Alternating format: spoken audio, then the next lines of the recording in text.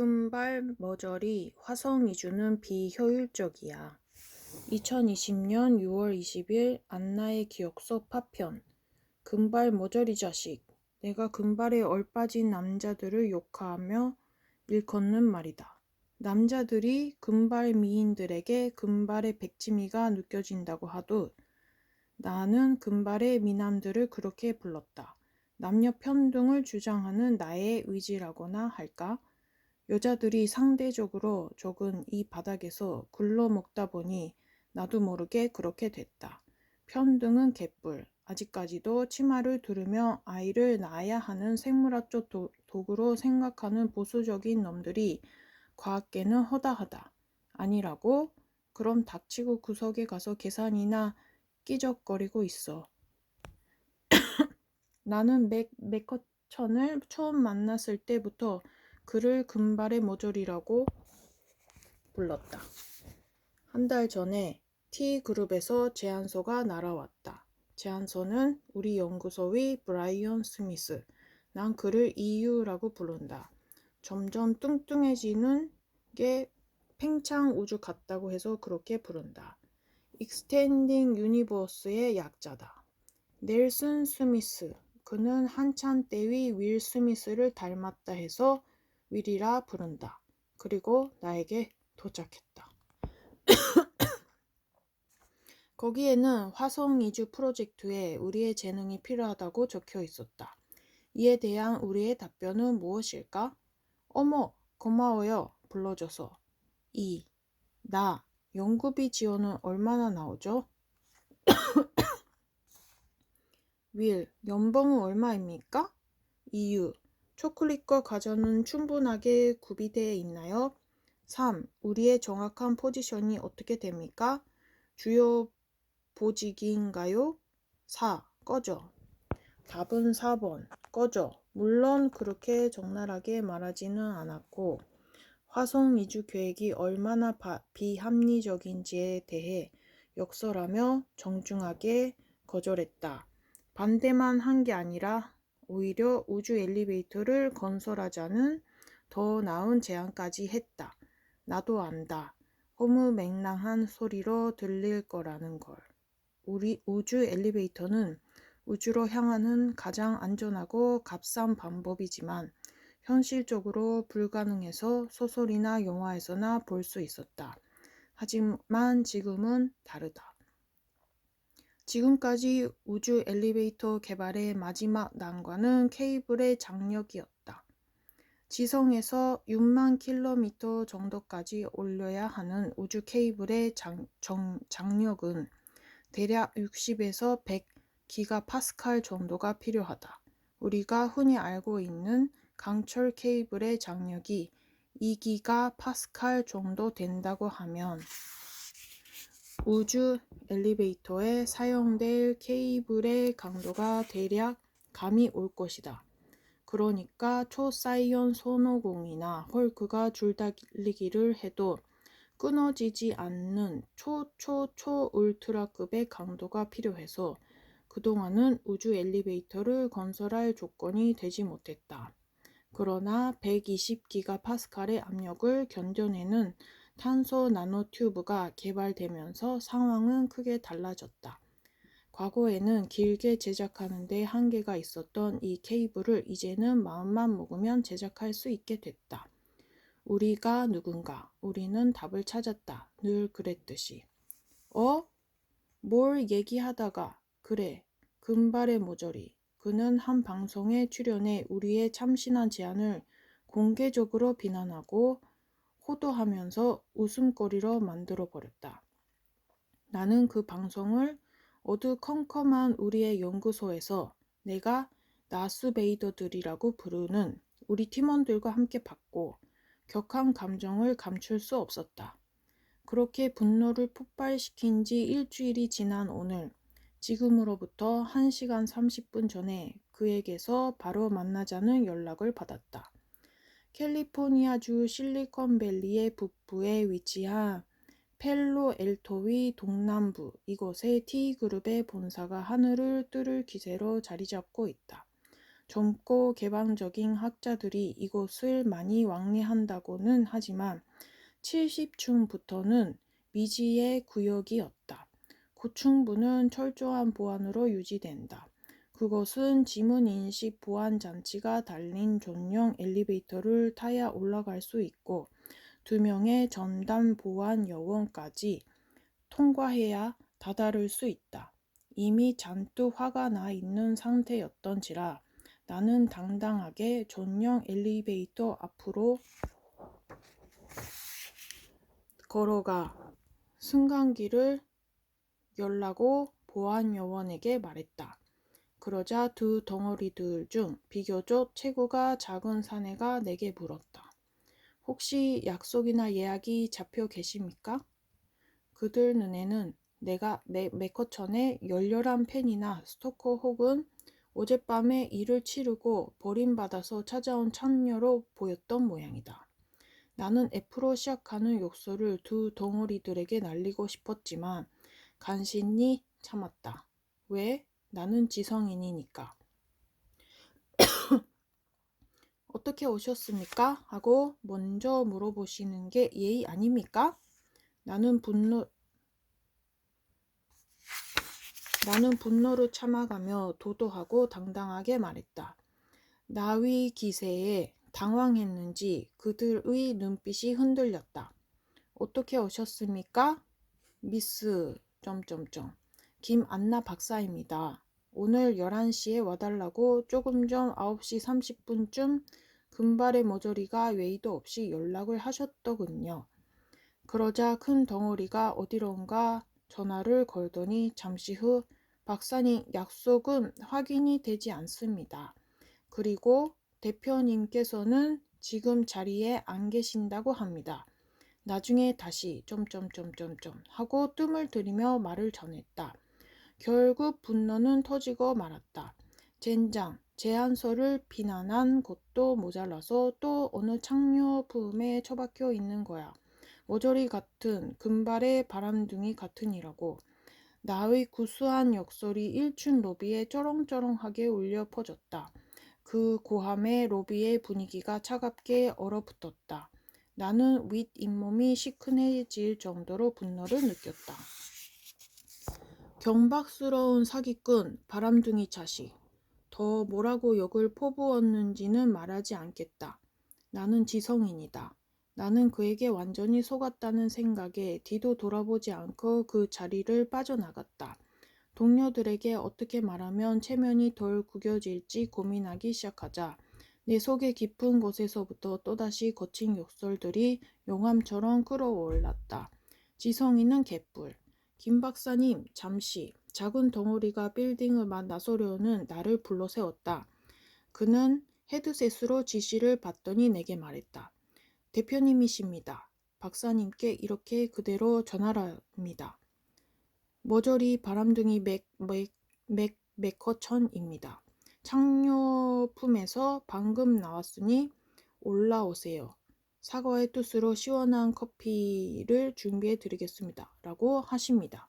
작은 덩어리는 맥커천을 흉내내는 게 부끄러웠는지 수줍게 말했다. 나는 장난스러운 그의 행동에 더욱 분노를 느꼈다. 엉덩이를 걷어차버리겠어. 그런데 분노를 유지하기에는 바깥 풍경이 너무나도 아름다웠다. 올라가는 동안 전면 유리창으로 보이는 펠로엘토 시가지 풍경이 분노를 서서히 사그라지게 했다. 과하게 화려하지도 지나치게 서정적이지도 않은 적당한 아름다움을 입고 있는 풍경들. 올라갈수록 작아지는 푸른 나무와 장난감 같은 자동차들. 어디론가 바삐 움직이는 사람들. 그리고 파란 하늘. 이 모든 것들이 어우러진 한 폭의 풍경화는 고요하고 아름다워 분노가 끼어들 틈이 없었다. 띵 소리와 함께 엘리베이터가 멈추자 눈을 의심할 수밖에 없었다. 이것이 75층이 맞는지 둘러봤다. 이곳에는 아무도 없었다. 마치 철거 중인 공간처럼 거대한 빈 공간에 있는 것이라는 커다란 책상, 소파, 원형 테이블, 책잔들, 미니바, 그리고 노트북 한 대, 여기까지가 대충 훑어본 75층의 전부였다. 500평은 좋게 될 것 같은 공간에는 아무런 인테리어도 장식도 건의도 존재하지 않았다. 역시 또라이군. 아이스커피에 시럽은 넣습니까? 빈 공간 특유의 울림이 들려왔다. 맥커천이었다. 화면에서 보던 장난스러운 표정 그대로였다. 나는 황당한 마음을 뒤로하고 속에 담긴 말을 터뜨렸다. 아, 맥커천 씨, 드디어 만났군요. 얼마 전에 비난을 받았을 때부터 한번 만나는 보고 싶었습니다. 얼마나 얼빠진 사람인지 궁금했거든요. 당신은 제게 화성 이주에 대한 실질적인 도움을 받기 위해 협력을 제안했습니다. 저는 비용적인 측면 그리고 위학적인 입장, 물리학적 관점으로 그것은 비효율적이다 라는 입장과 함께 우주 엘리베이터를 만들자고 제안했죠. 그 제안이 그렇게 비웃음거리가 될 정도라고는 생각하지 않습니다. 오히려 제 생각에는 당신의 전기차 사업과 화성 이주 계획이 더욱 터무니없어 보이는군요. 그건 혁신이라는 면목의 사기 행위 아닙니까? 하긴 당신이 사업가라고 생각하니 대중을 현혹하고 헛된 이미지를 입히는 일을 하는 게 이해가 가긴 하는군요. 여러 가지 사과를 받고 싶지만 우선 1층에서 나를 돌려보냈다가 다시 올라오게 하며 조롱한 일부터 사과를 받아야겠습니다. 그의 반응은 어이가 없었다. 정말 여기 없었는데. 그러고는 자리에 앉길 권하며 말을 이었다. 아, 여자와 함께 있다가 방금 도착한 건 맞는데 어떻게 아셨습니까? 뭔가 창의력이 고갈되면 그것만큼 영감을 불러일으키는 것은 없더군요. 그가 방긋 웃으며 계속 말했다. 방금 헬기를 타고 도착했습니다. 누추하지만 제 사무실에 오신 것을 환영합니다. 먼저 모욕을 드린 점과 기다리게 한 것에 대해서 심심한 사과의 말씀부터 드립니다. 편안히 앉아서 얘기하시죠.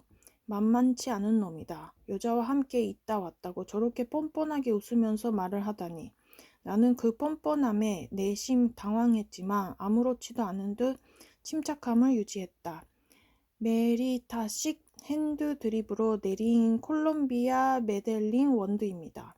전 이것만 마시죠.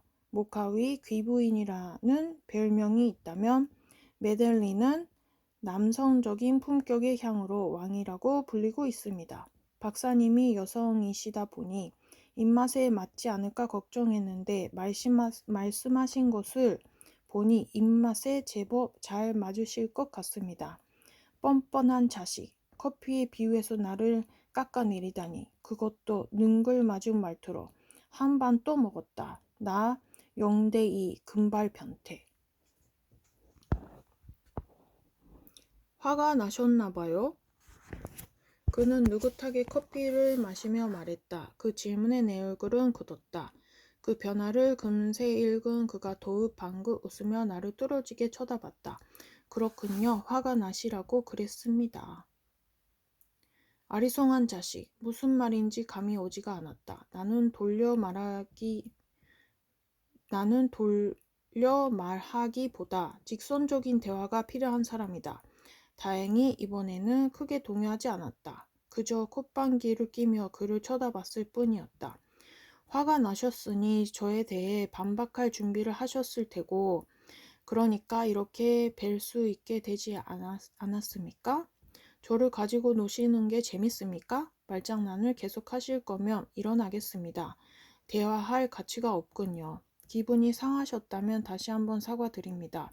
천천히 가시지요. 제가 박사님의 명성을 건드린 일이나 느닷없이 전화를 해서 여기까지 오시게 만든 까닭은 사업가이다 보니 확인이 필요해서였습니다. 제 나름의 인물평가 전략이라거나 할까요? 너그럽게 용서하시길 부탁드립니다. 그가 정중하게 말했다. 내가 진정을 찾자 그가 말을 이었다. 제가 사람을 불시에 보는 것은 그 사람이 충분히 준비가 된 사람인지 알고 싶어서입니다. 저는 박사님을 흥분시켜서 제가 원하는 시간에 뵙고 싶었습니다. 급하게 약속을 잡아두고 사람을 만나면 그 사람이 얼마나 준비된 사람인지 알 수 있습니다. 그러면 그 사람의 허실을 제대로 판단할 수가 있죠. 원나이트를 한 다음 날 화장을 지운 여성의 민낯을 보는 것처럼 말입니다. 아, 세다. 나 영, 금발 변태 3. 반격할 무언가가 필요하다. 하? 전 화장 따위는 신경 쓰지 않는 편이어서 그 민낯을 보시기엔 수월하시겠군요. 아무래도 술이 덜 깨신 것 같은데 전 이만 가보겠습니다. 돌아가셔서 통화 중에 당신 아래 있던 그 여자에게나 다시 가보시죠. 만족한다. 어느 정도 적격한 반격이 된 것 같다. 민얼굴 얘기가 나와서 말인데 이 상황에 걸맞는 생각이 아닌 줄은 알지만 내 자랑을 좀 해야겠다. 나는 피부가 좋다. 별다른 관리를 하지 않아도 매끄럽고 하얀 피부를 지녔다. 가끔은 잘 나갈 때의 이영애를 닮았다는 생각이 들곤 한다. 못 믿겠다고 구석에 가서 계산이나 끼적이시길.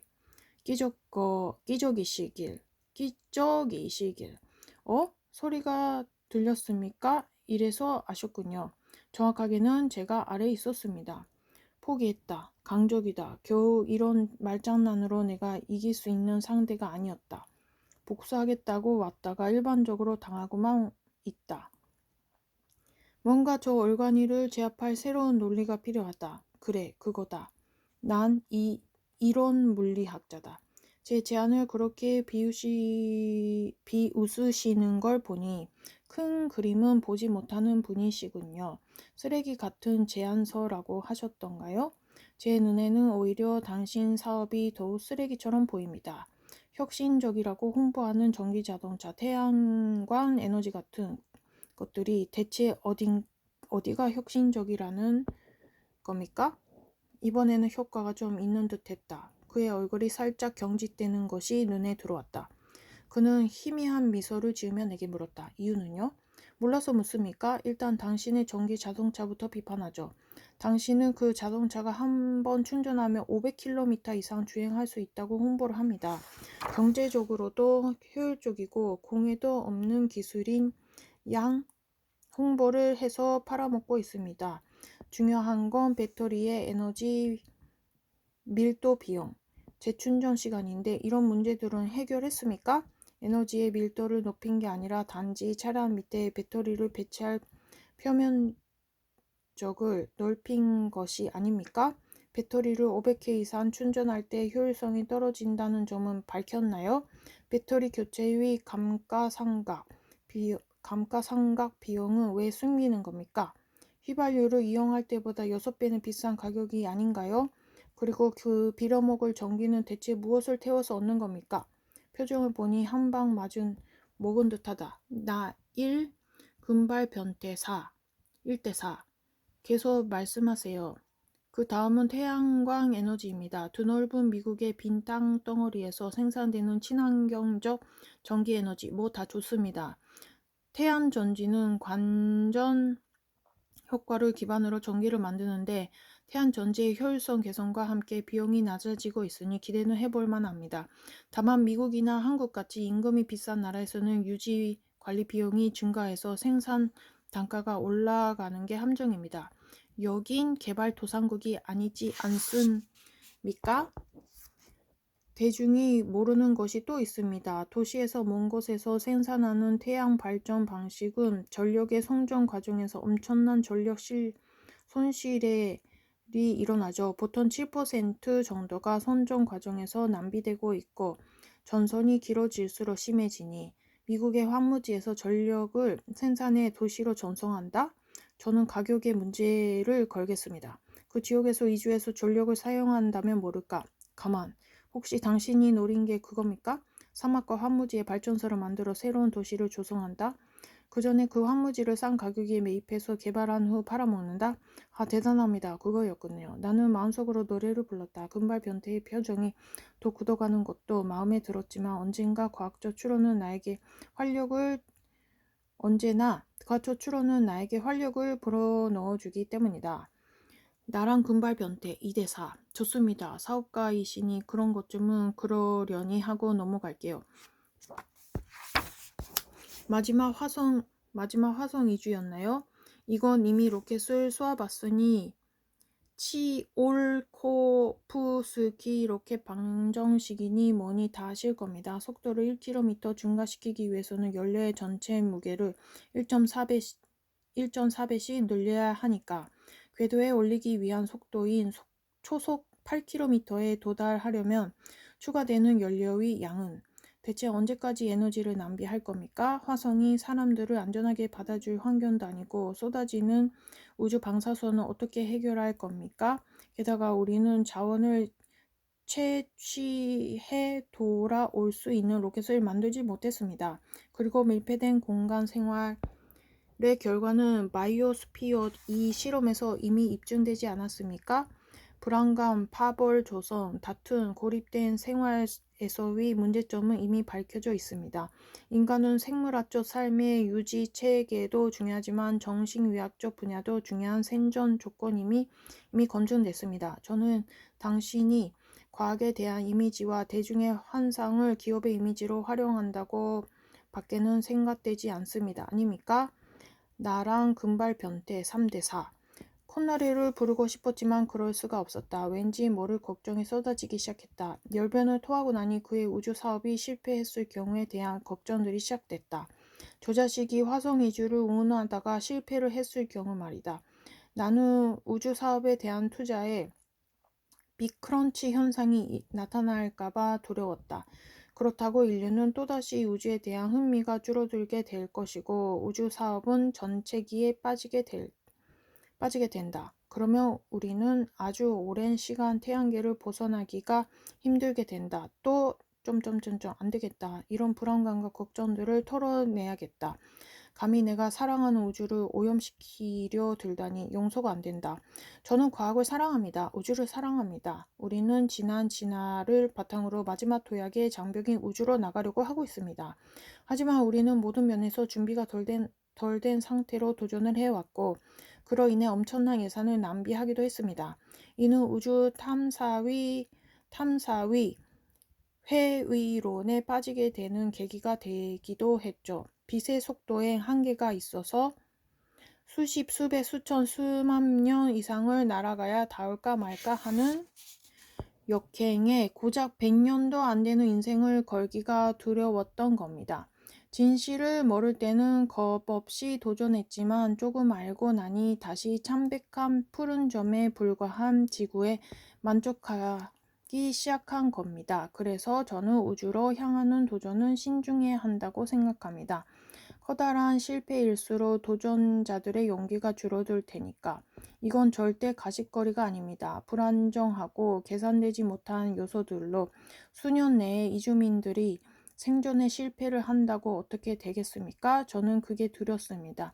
내가 이 세대 안에서 해야 한다 하는 생각을 버리셨으면 합니다. 우주의 규모를 보아 우리는 현실적인 선택을 해나가야 합니다. 우리의 앞 세대들이 그랬듯이 진화의 횃불을 다음 세대에 전해야 합니다. 그것이 뉴턴, 패러데이, 아인슈타인, 파인만, 칼 세이건, 호킹 등 이 진화의 횃불을 이어받으면서 조금씩 인류가 앞으로 걸어온 발자취이기도 합니다. 우리 세대가 할 수 있는 것부터 하나씩 해 나가자는 겁니다. 그 길이 가장 빠른 진보입니다. 화성 이주 계획. 다시 한번 생각해 보세요. 당신이 진보를 위해서인지 혹은 사업적 이미지 창출을 위해서 우주 사업을 진행하는지는 잘 모르겠습니다. 어쨌든 화성 이주에 대한 저의 대답은 변함이 없습니다. 그 신념이 과학에 대한 도덕적 양심을 버리게 하지는 못하는군요. 제 선택은 언제나 우주 엘리베이터입니다. 이제는 가능하니까요. 이런 물리학자로서 다른 사람의 구상과 실험을 가로막지는 못하겠습니다.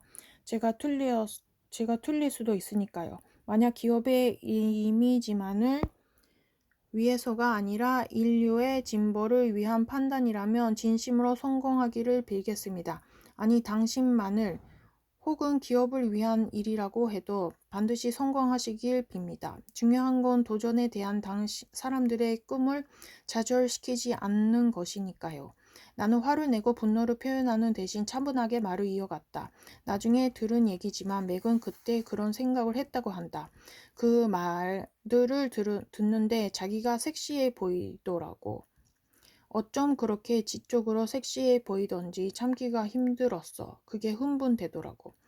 창백한 푸른 점에 나를 홀로 두고 가기 전날 밤에 한 말이다. 밤새도록 매끈한 나의 목덜미에 코를 파묻고 부드럽게 예물을 하면서 저급한 말투였지만 결코 저급하게 들리지 않은 낮은 목소리로 저급한 말을 뱉어도 저급해 보이지 않는 게 그의 최고의 매력이다. 그날 밤 우리는 수많은 별을 우리의 가슴에 품었다. 아, 우리 변태가 오랫동안 우주에 가 있을 생각을 하니 우울하다.